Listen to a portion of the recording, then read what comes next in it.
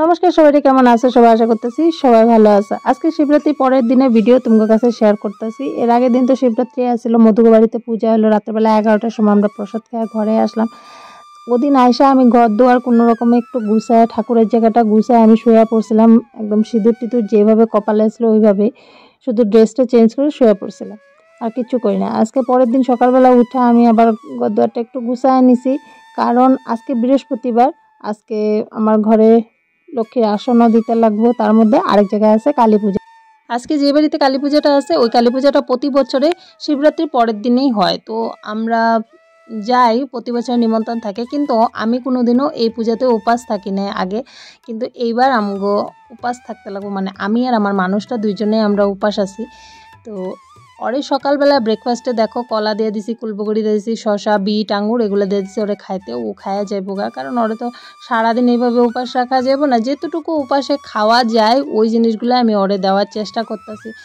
আর এর আগের ব্লগে তোমার কাছে শেয়ার করছি, ভগবান তো আর কয় নাই যে আমারে না খাইয়া পূজা কর। এটা তো সব কিছু আমরা নিয়ম বানায় নিছি, তাই না? আর যেই জায়গায় আর কি কমো, একটা কথা বারে বারে কইতে ভালো লাগে না যে আমার মানুষটা এই অবস্থায় দাঁড়াইয়া ওরে তো এরকম করে রাখা যাইব না, তাই না? যাই হোক, বারে বারে কম না, তোমরা সবই জানো। সকালবেলা ওর খাওয়ার খাইয়া এখন যেতেছে গা দোকানে। আর তোমার কাছে একটা কথা শেয়ার করা হয় নাই, আমি কিন্তু আমার মেয়ের বাড়ি মানে মেয়ের কাছে গেছিলাম। তোমরা সবাই জানো যে মার বাড়িতে মনসা পূজার ভিডিওটা তোমার কাছে শেয়ার করছিলাম। 24 তারিখ পর্যন্ত আমি কিন্তু আমার মেয়ের কাছে আসলাম। 24 তারিখ থেকে আমার মেয়ের ফাইনাল এক্সাম স্টার্ট হয়ে গেছে, এখন ওর ফাইনাল এক্সাম চলতেছে। কিন্তু আমি 24 তারিখে আয়সা পড়তে লাগা হয়েছে শুধু শিবরাত্রির লিগা। আর এই যে আজকের যে কালী পূজাটা, এটা আমার কাছে খুবই ইম্পর্টেন্ট একটা কালী পূজা, ওইটার লিগাই কিন্তু আমি বাড়িতে আয়সা পড়ছি। আর যাই হোক, ও দোকানে যাওয়ার পরে এই দেখো আমি তোমার কাছে একটা জিনিস শেয়ার করতে পারি না, আমি যে লাউ গাছটা লাগাইছিলাম ওই লাউ গাছের লাউ হয়েছে, আরও আগে হয়েছে, ওগুলো আমি তোমাকে দেখাইতে পারি না, আজকে দেখাইলাম।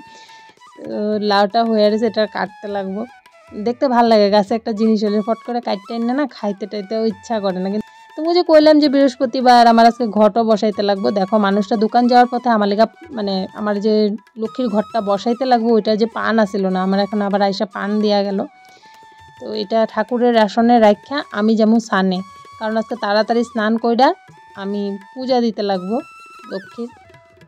দেখো স্নান করে আয়সাও পড়ছি, আগে লক্ষ্মীর আসনটা দিয়া নেই, ভালো করে পূজা টুজা করে নেই, তারপরে রেডি হয়ে যেতে লাগবো যেখানে আছে কালী পূজা ওইখানে। তো এখানে আমার পূজা দেওয়াও কমপ্লিট হয়ে গেছে, তো এখন একটু ঝটপট করে রেডি হই। এই কালী পূজাটার বিষয়ে আজকে কই, গত বছর যখন আমার মানুষটা ব্লাড ক্যান্সারের মতন রোগে ভুগতাছিল, তখন যেই বাড়িতে কালী পূজা হইতেছে ওই বাড়ির একজন সদস্য আমারে কয় যে আমগো বাড়ির কালী ঠাকুর খুব জাগ্রত, তোমরা যাই মানবা তাই হইব।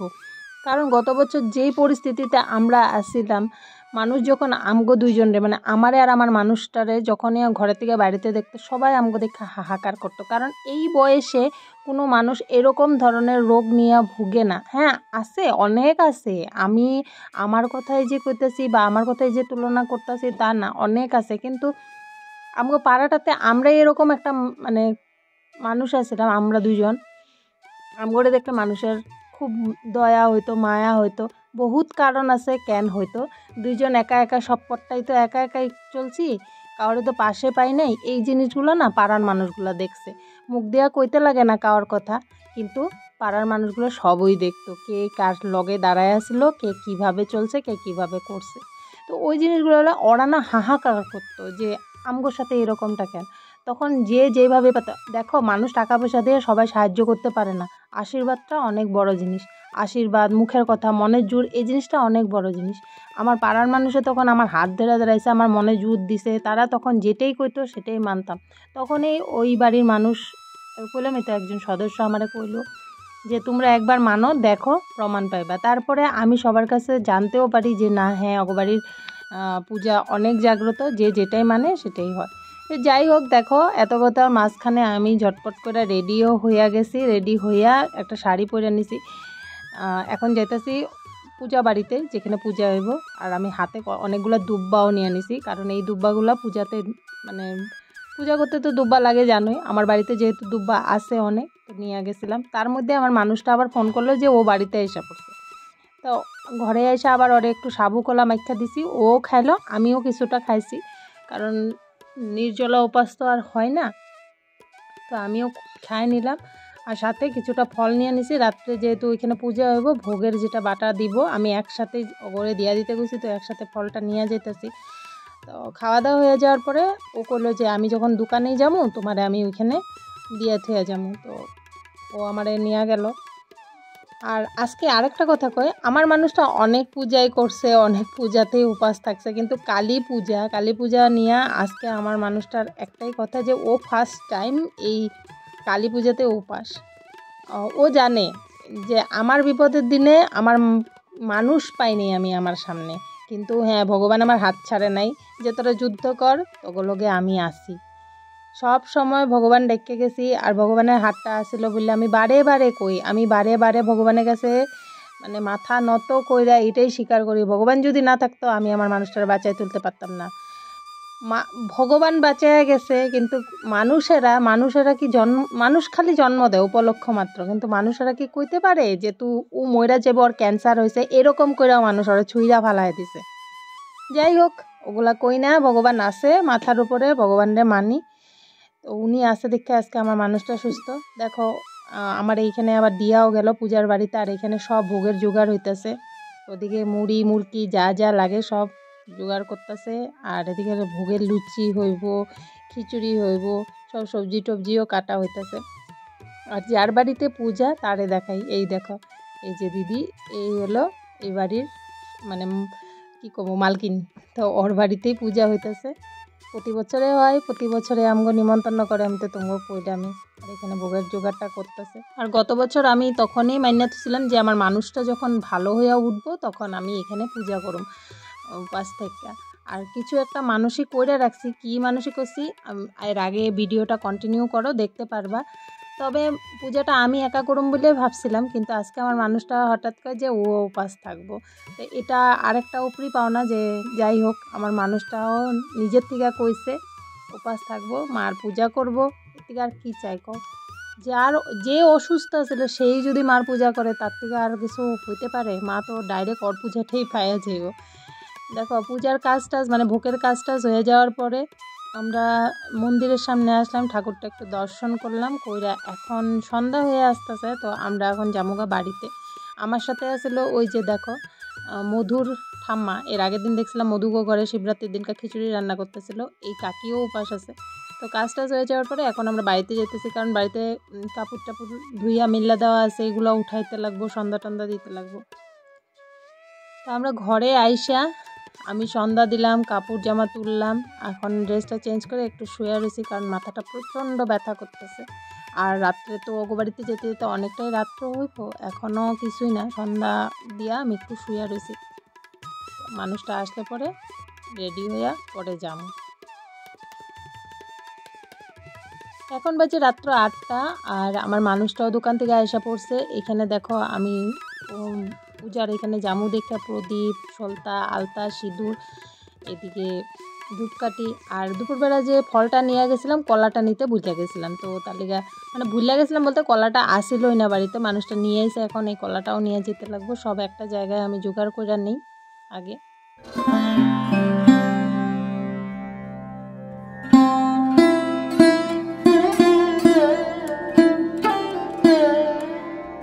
সব কিছু গুছায় নেওয়ার পর আমি এখন আয়সা পড়ছি একটু আলতা পড়তে। আলতার বোতলটা বাইর করে নিছি, আলতাটা পইরা নেই। আর অনেকেই তো ভাবে আমি নাস্তিক, আমি পূজা পাতল করি না, কিছুই করি না। আমি পূজা পাতল করি না দেখে আমার মানুষটার ক্যান্সার হয়েছে, আমার চরিত্র খারাপ, আমার মানুষটা বিছানায় পইরা থাকতে থাকতে আমি অন্য মানুষের সাথে জামগা, কত কথাই না শুনছি। মানুষে কয় না তোমার খারাপ সময় আসলে পরে মানুষে কত রকমের কথা কয়, তোমার ভাগ্যে যেটা লেখা থাকে ওইটাই হইব, মানুষের কথা কিচ্ছু যায় আইব না। অনেকে কয় তুমি পুরানো কথা ভুললে যাও, কিন্তু আমি না ভুলতে পারি না, আমার ক্ষণে ক্ষণে কথাগুলো মনে পড়ে। দেখো আমার আলতা পরাও কমপ্লিট হয়ে গেছে, এখন ঝটপট কইরা আমি একটা শাড়ি পরা রেডি হয়ে নেই, কারণ এখন বাজে ওই 8:45 মতন। এখন রেডি হলে তাড়াতাড়ি পূজার বাড়িতে যেতে পারো। দেখো আমি রেডি হয়ে গেছি, একটা শাড়ি পরে নিয়েছি, আর এই শাড়িটা আমার মার শাড়ি, লাল পেড়া হলুদ শাড়ি আমার মার খুব পছন্দের একটা শাড়ি। এখন তো আর মা পরে না, মা আমারে দিয়া দিছে। ওই শাড়িটাই আমি সকালবেলা ধুইয়া দিছিলাম, কারণ অনেক দিন ধরে ভিতরে পড়ে রয়েছে, নোংরা হয়ে আসছিল। মানে নোংরা তো না তেমন, তাও আমি ভাবলাম যে না একটু ধুইয়া পড়লে ভালো হইব, তার থেকে সকালবেলা ধুয়ে দিয়েছিলাম, শুকায় গেছে, এখন পইরা নিলাম। আর আমি যে পূজাতে মানসী করছি ওই মানসীটার কথা তোমার কাছে এখনই শেয়ার করি। এই যে দেখো এই রূপার টিপটা, গত বছর যখন আমার মানুষটা অসুস্থ ছিল তখন সবাই কইছে তুমি কিছু মানো মার কাছে। তখন আমি কইছিলাম যে মা, ও যদি ভালো মতন সুস্থ হয়ে আসে তোমার সামনে বছর পূজাতে তোমার একটা রূপার টিপ বানাইয়া দিব। তবে এই মানসীটা আমি করছিলাম, তার মধ্যে আমার মানুষটা মনে মনে মানসী করছিল যে ও যদি সুস্থ হইয়া আবার ঘুরে আসে, ওর জীবনটা ও আবার ঘুরে পায়, তবে জীবের বদলি জীব দিব। মানে এই কবুতর দুইটা যে দেখতেছো, এই কবুতর দুইটা মা কালীরে উৎসর্গ করা হইব। তবে অন্য কিছু না, আমরা ছাইরা দিব, অন্য কিছুই না, তোমরা অন্য কিছু ভাববো না, ছাইরা দেওয়া হইব মার নামে। তো এই জিনিসটাও আমার মেয়ে আগে যে স্কুলে পড়াশোনা করতো ওই স্কুলে ওর বান্ধবীর মা এই কবুতর দুইটা জোগাড় করে দিছে। আগের দিন আমি ফোন করছিলাম, মানে আগের দিন না, ধরো এক সপ্তাহ মতন আগে আমি ওরা ফোন করে রাখছিলাম যে এরকম কবুতর দুইটা লাগবো, তো ওরা জোগাড় করে রাখছিল। এখন সব কিছু জোগাড় করে আমরা রেডি টেডি হইয়া যাইতেছি পূজা বাড়িতে, যেখানে পূজা হইতেছে। ওই দেখো লাইট জ্বলতেছে, দেখতেছো, ওই বাড়িটাতেই পূজা হইতেছে, অনেকটাই দূর। এখন বাজে প্রায় ওই রাত্র 10:30 মতন। আর আমরা আয়সাও পড়ছি, এই যে বাড়িতে আয়সা দেখি ব্রাহ্মণ ঠাকুর মাত্র পূজায় বসছে। আর সবাই অনেকে আমগো পাড়ার যত মেয়ে লোক আছিল সবাই ওরা উপাস করছে, সবাইরই কিছু না কিছু মানসী আছিল। এখানে আইয়া এখন শুনতাছি যে আমার ওই মানসীটা আছিল, আমার ওই মানসীটা আছিল। সবারই নাকি এই বছর সব মানসী পূরণ হয়েছে। তার লিগে সবাই এখানে দেখো উপাস। আর পূজা ব্রাহ্মণ ঠাকুর বইছে, এখনো ভোগটা আনা হয় নাই, দেখা আধা পূজা করে বইসে আছে। ভোগ আনলে, এই যে ভোগও নিয়ে আসা পড়ছে, ভোগ আনলে পরে আবার পূজা শুরু করব। কথায় আছে না, তুমি যদি কারোর ক্ষতি না করো তোমার ক্ষতি কেউ করব না। মানুষ মুখ দিয়া কইয়া উল্টা ফেলাইলেও মানুষ তোমার ক্ষতি করতে পারবো না। যদি ভগবান তোমারে বাঁচায় রাখতে চায় ভগবানই বাঁচায় রাখবো। কথায় আছে, রাখে হরি মারে কে, আর মারে হরি রাখে কে। এখন না প্রতিটা মুহূর্তে আমি ভগবানের কাছে খালি একটাই প্রার্থনা, মানুষটারে সুস্থ রাখো। হ্যাঁ, আরেকটা কথাও কই, যে যেরকম করছে তার বিচার কইরো, তার বিচারটা দেখার লেগা আমি যেন বাচ্চা থেকে, আমার মানুষটা যেন বাচ্চা থেকে, তাকে বিচার দেখা তারপরে যেন আমগো চোখ দুইটা বন্ধ হয়। এই কথাটাই সব সময় মার কাছে কইয়া যায়। আমার এখন মানে কোনো সময় এরকমটা হয়, শরীর জ্বালা করে যে ওই মানুষগুলো এইগুলা কথা কইছে, এটা কইছে, ওইটা কইছে, কথাগুলো ক্ষণে ক্ষণে মনে পড়ে আর শরীর জ্বালা। কি কমু আর। এই দেখো পূজা করার আমগো যেটা রূপার টিপের মানুষই আসলো সেটা অলরেডি দেওয়া হয়ে গেছে মারে। এখন কবুতরটা ওড়ায় দেওয়া হইব। ঠাকুর এখানে পূজা করে দিতেছে মার চরণে, আমার মানুষটা পরে উড়ায় দিব। তবে এই সময়টাতে না আমি আমার ইমোশনটা না কন্ট্রোল করে রাখতে পারি না। আমি এই সময়টার মধ্যে আমি খুব জোরে জোরে কান্না করছি, মানে জানি না কেন ওই সময়টার মধ্যে আমার এত জোরে কান্না পেতেছিল, আমি নিজে কন্ট্রোল করে রাখতেই পারতাছিলাম না। কী যে হয়ে গেছিলো তখন আমি নিজেও জানি না। তখন মনে হইতেছিল যে মার কাছে মনে চিল্লায় সব কিছু কই, তুমি সব কিছুর বিচার করো। আর আমার ভগবানের উপরে বিশ্বাসও আছে, একদিন সবার বিচার হইব। কয় না, বিচারটা 2 গুণ হইব। কারণ কেন জানো, আমি যদি কারো থেকে টাকা নিয়ে রাখি টাকা সুদ দিতে লাগে, ওই রকমই আমারে যারা কষ্ট দিয়ে রাখছে কষ্ট দেওয়ার পরে ওইটা সুদটা নিতে লাগবো না, সবার সুদ সমেত দিব। আর ওই দিনটাও আমি খুব তাড়াতাড়ি দেখো আমি এই আশায় আছি, কারণ আমি মানুষটার দিকে যেমন সবসময় প্রার্থনা করি যেন মানুষটা সুস্থ থাকে, তেমনই আমি এটাও চাই যে আমার মানুষটারে যারা কষ্ট দিয়ে রাখছে তারা যেন অনেক তাড়াতাড়ি কষ্ট পায়, কারণ এই কষ্টগুলো আমার মানুষটা নিজের চোখে দেখতে লাগবো। ওখানে অনেকে আবার কইতে পারে যে যে তোমার খারাপ চেয়েছে তুমি কেন তার খারাপ চাও। দেখো আমি মানে ভগবান তো না, আমি মানুষ, আমার সাথে যে যেরকম করছে তার ওটাটা আমি চামুই। আর যদি স্বয়ং শ্রীকৃষ্ণ মহাভারতের মতন যুদ্ধ করতে পারছে, ভগবান হয়ে অত বড় মহাভারতের যুদ্ধ হয়ে গেছে, তা আমি তো নিমিত্ত মানুষ মাত্র, আমি তো চাইতেই পারি, কেন চামু না, আমি তার থেকে বেশি চামু, আমি তো আর ভগবান না। না যাই হোক, এত কিছু করার মাঝখানে দেখো পূজাও কমপ্লিট হয়ে গেল, যজ্ঞও কমপ্লিট হয়ে গেল, অঞ্জলিও দিলাম, প্রসাদও নিলাম। এখন যাবো বাড়িতে, কারণ এখন বাজে ভোর 4টা। এখন গিয়ে একটুখানি রেস্ট করতে লাগবো, সকালবেলা আবার উঠতে লাগবো, উঠে আবার নিত্যকর্মতে লাগতে লাগবে। এইভাবেই দেখো একটা একটা করে আমি আমার মানুষটার অসুস্থতার সময় করা মানসিকগুলা আমি দেওয়া শুরু করছি। আগন্তুক দিনে অনেক মানুষই আছে, সব কিছুই দিমু, ভিডিওর দ্বারা তোমরা সবই জানতে পারবা। আশা করি তোমরা আজকের ভিডিওটা ভালো লাগছে। যদি ভালো লাগে অবশ্যই একটা লাইক করবা, কমেন্ট করবা। দেখা হইব নতুন একটা ভিডিও লইয়া। ততক্ষণ সবাই ভালো থাকবা, সুস্থ থাকবা। টাটা।